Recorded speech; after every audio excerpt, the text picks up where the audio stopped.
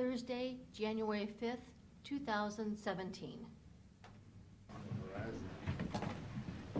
Pledge allegiance to the flag of the United States of America and to the republic for which it stands, one nation, under God, indivisible, with liberty and justice for all. You have a motion to dispense with the minutes? So moved. Second. It'll take some training. Mr. Old, Yes. Mr. Shenigo. Yes. Mr. Monahan. Yes. Okay, first of all, I guess I'd like to welcome Matt Olds to the commission and look forward to working with you this year, and I'm sure we're gonna have a great year in 2017, and is there anything you wanna say before we? Well, I appreciate it. I'm looking forward to working with you guys. Great. All right, yeah, kind of a short agenda today. Papers assigned. Pete, You ready you have for anything to say? it? Again, this was brought up several commission meetings ago. We have a travel request from the county auditor and his assistant, Mark Hovesky, to attend a out-of-state seminar. Again, our travel policy state that it's allowed once a year, but your expenses of the seminar, except for the transportation, is not to exceed $1,000. In this case, they do. So if you're gonna approve this, you probably need to make a motion to waive our travel policies for this instance. Okay, run that by me one more time. You want us to? Waive our policy for Okay. travel. You want to explain it, Mr. Old, since this is his first day on the commission, you may want to explain Yeah. how this all came about. Well, how it comes about is, again, it's our travel policies. Last time we updated them was 2011. There's a section in there regarding out-of-state. Again, if you're gonna travel outside the county by law, you gotta get permission by the Board of County Commissioners. That's why you see like these travel forms coming through. For anybody to travel, to get expenses reimbursed for traveling outside of the boundaries of Erie County. And our policies take a look at traveling out of state as well, which, you know, I can't say that we try to support that, but they are limited to one time a year, and again, the expenses, other than the transportation, is not to exceed $1,000 per person. And how much is this? The form is in front of you. I think the one for Mark is like about 1,600, and the one for Rick, I think if you take out the travel, is close to 2,000. I thought you said it can't exceed 1,000. That's the policy. So if you're gonna approve these, you need to know that you're waiving our policy. And this comes out of his budget. This comes out of the Real Estate Assessment Fund. Again, they are presenting in behalf of Erie County. They're a presenter. Mark is the actual presenter, but Rick is part of the presentation. That's what I I asked understood. Rick about this. I and did he- too, yeah. And he said, I told Mark, he says, you don't need me, and Mark says, well, yeah, I do, because you're part of the presentation, so. That's what he told me. Yeah, when I spoke with Rick this morning, again, just to reiterate what I had heard before, and he did say what you had said, that, you know, he is gonna be part of the presentation. Correct. And they're representing Erie County. That's And- correct. And getting down to some of these different trade associations, basically that's what this is, more or less. Mhm. You're able to make some connections that you wouldn't normally make, and I think it pays benefits down the road, so. Does anyone want to make a motion to waive those? I'll move that we waive the policy. Second. Mr. Old, Yes. Mr. Shenigo. Yes. Mr. Monahan. Yes. Okay. Again, I brought this up before, just because I know Mr. Bixler is asking if he needs to be available on the 9th for the reorganizational meeting for the Board of Revision.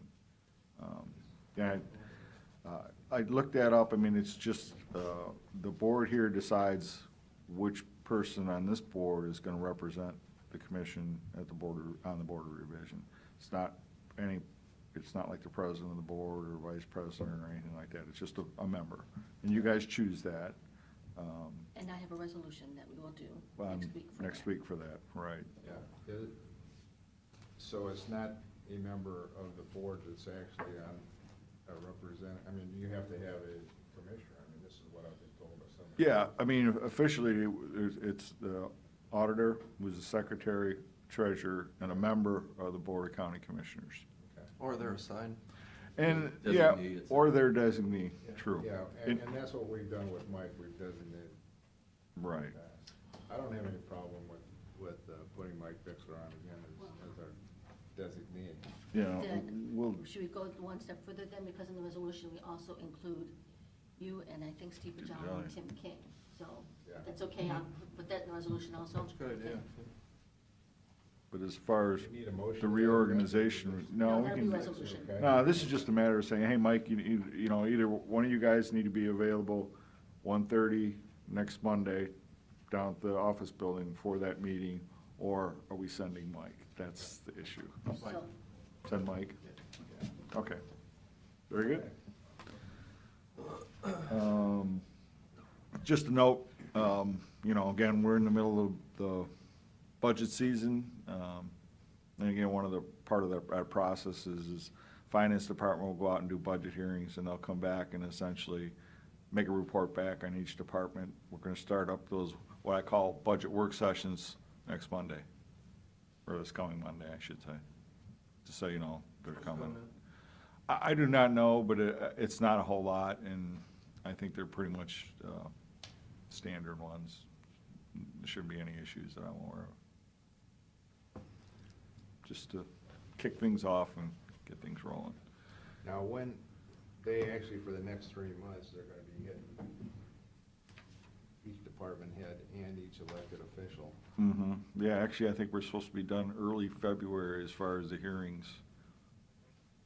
And then there's like once we're done with that, then they have like a week to come in for anybody that's outside the policies, and then we'll do a couple of consolidated hearings, one for the general fund, one outside the general fund, for people that have operational items outside the policies to come in and do a final presentation.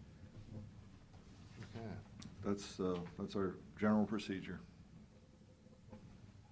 That's all I've got. All right.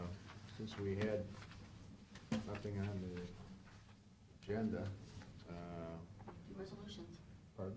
do resolutions. Want to do the resolutions? Yeah.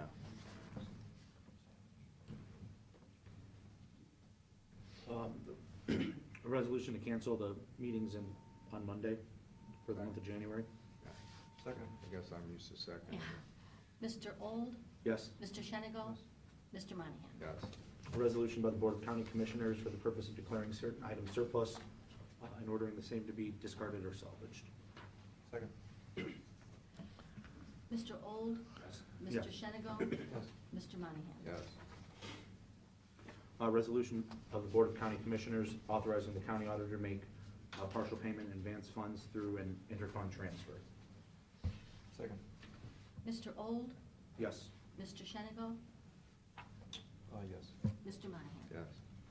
A resolution by the Board of County Commissioners for the purpose of approving amendments to the rates and changes the rules of disposal of garbage and refuse within Erie County Solid Waste Management District. What was that about, Pete?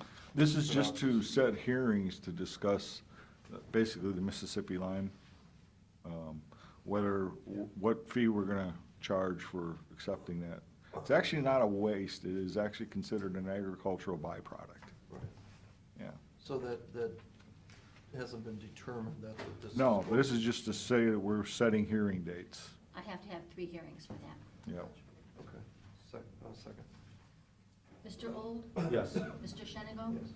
Mr. Monahan. Yes. A resolution by the Board of County Commissioners for the purpose of establishing a weight limit on a portion of Vickery Road in Margaretta Township. Second. Mr. Old, Yes. Mr. Shenigo, Mr. Monahan. Yes. A resolution by the Board of County Commissioners establishing an installment schedule of payment for water tap fees servicing the property located at 5885 Columbus Avenue, Sandusky, Ohio. Second. Mr. Old, Yes. Mr. Shenigo, Mr. Monahan. Yes.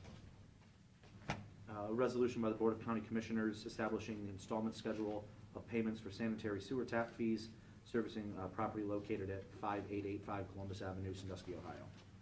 Second. Mr. Old, Yes. Mr. Shenigo, Yes. Mr. Monahan. Yes. A resolution by the Board of County Commissioners authorizing the county auditor to make a partial payment of an advance of funds through an interfund transfer. Second. Mr. Old? Yes. Mr. Shenigo? Yes. Mr. Monahan? Yes. A resolution by the Board of County Commissioners of Erie County for the purpose of declaring certain county equipment surplus and ordering the same to be sold by internet auction. Second. Mr. Old? Yes. Mr. Shenigo? Yes. Mr. Monahan? Yes. A resolution by the Board of County Commissioners for the purpose of approving the public official bond of the Director of the Erie County Department of Job and Family Services. Mr. Old? Yes. Mr. Shenigo? Yes. Mr. Monahan? Yes. A resolution by the Board of County Commissioners for the purpose of approving the official bond of the Erie County Engineer. Second. Mr. Old? Yes. Mr. Shenigo? Mr. Monahan? Yes.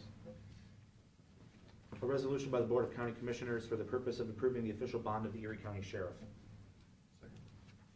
Mr. Old? Yes. Mr. Shenigo? Yes. Mr. Monahan? Yes. Resolution by the Board of County Commissioners for the purpose of entering into agreement with UIS Insurance and Investments. Second. Mr. Old? Yes. Mr. Shenigo? Yes. Mr. Monahan? Yes.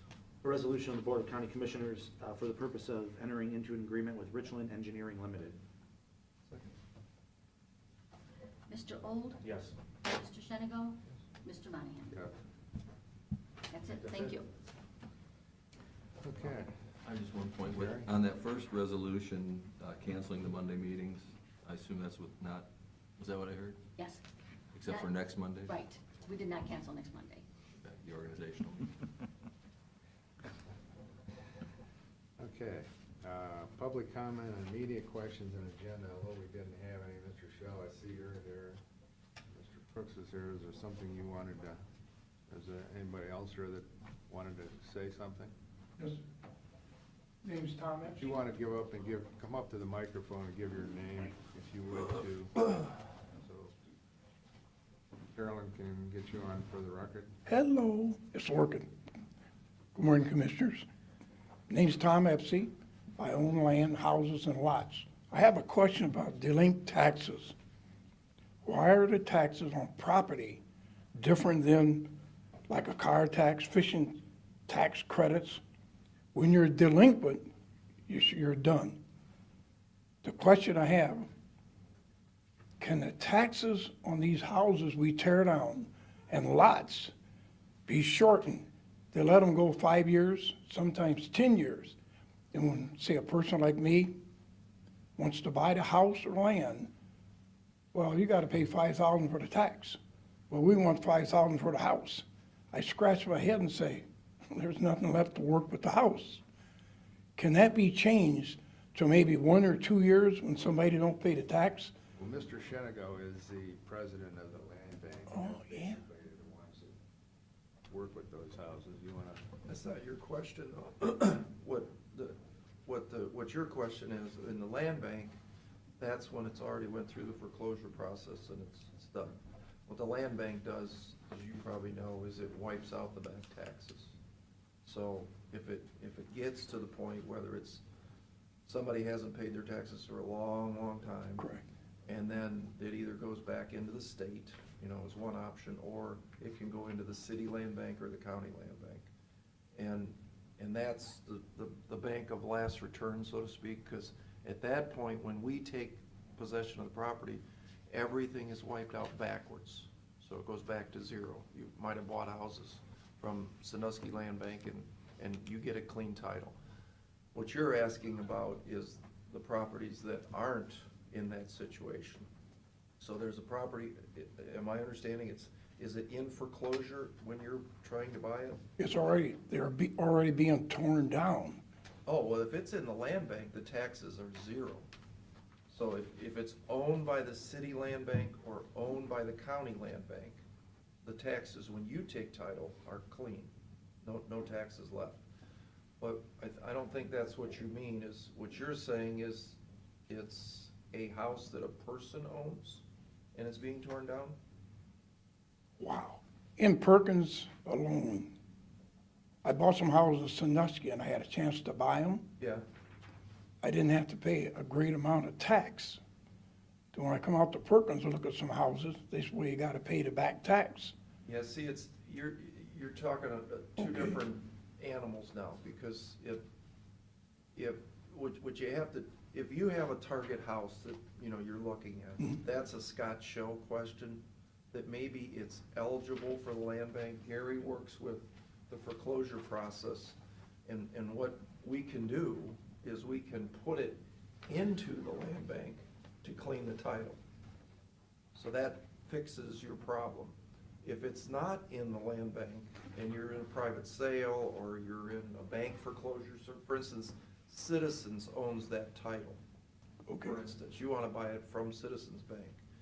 And when you go to do that, yeah, you're going to owe the taxes. That's the way that works.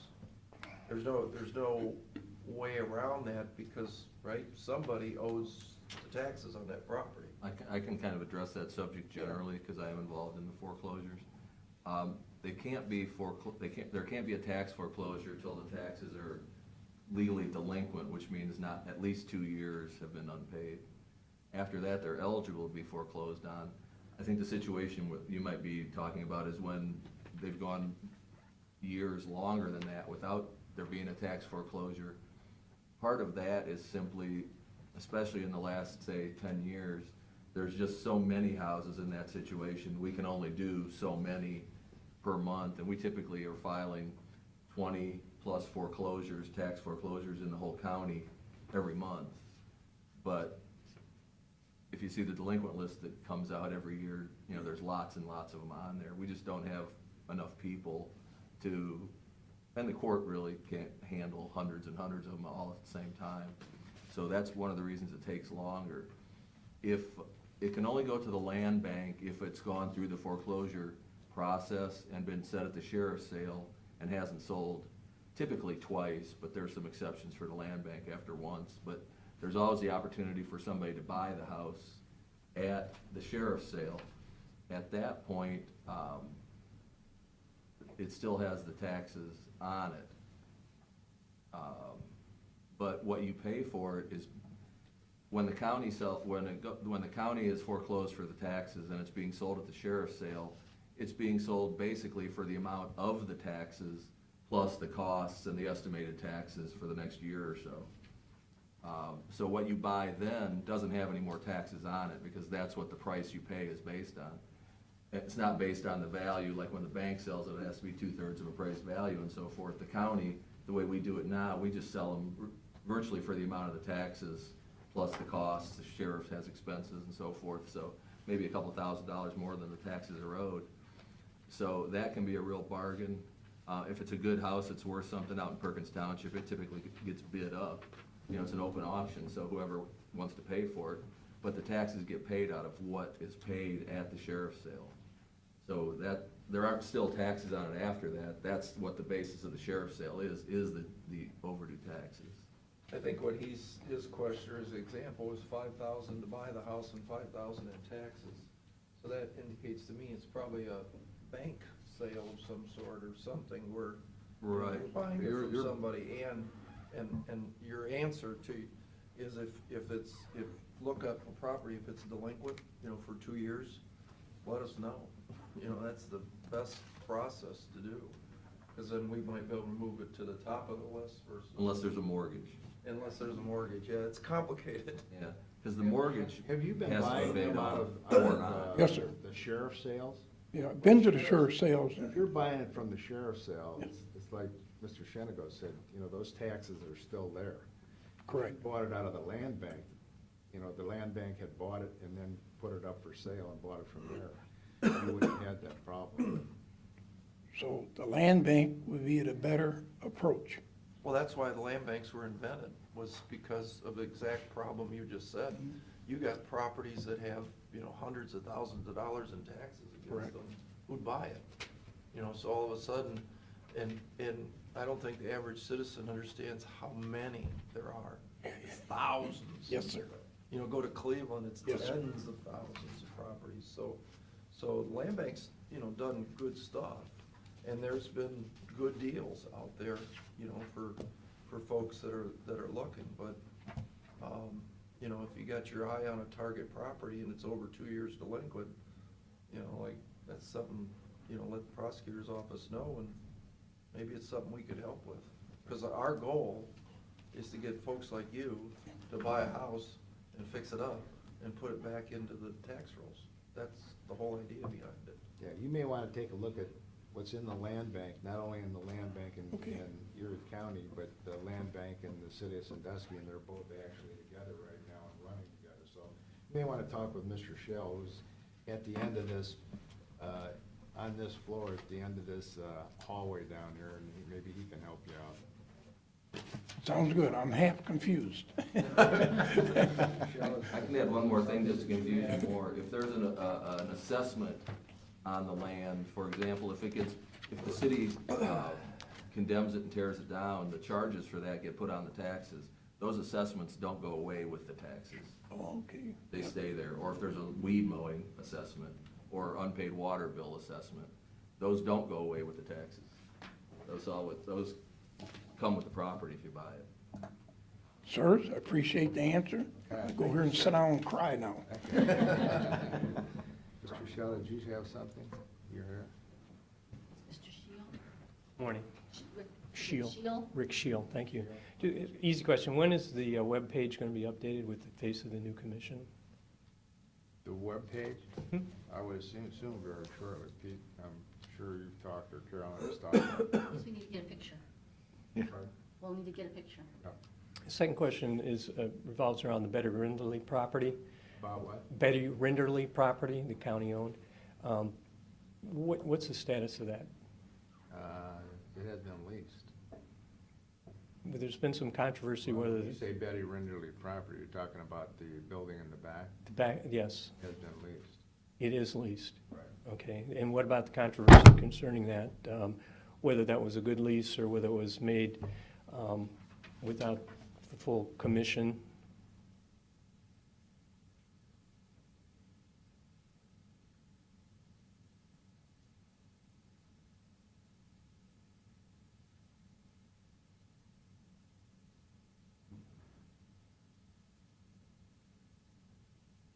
Anything else that you have?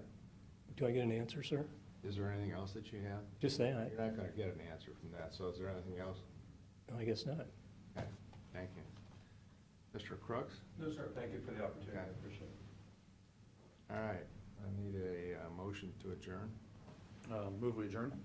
Second. Mr. Old? Yes. Mr. Hennigan? Mr. Monahan? Yes.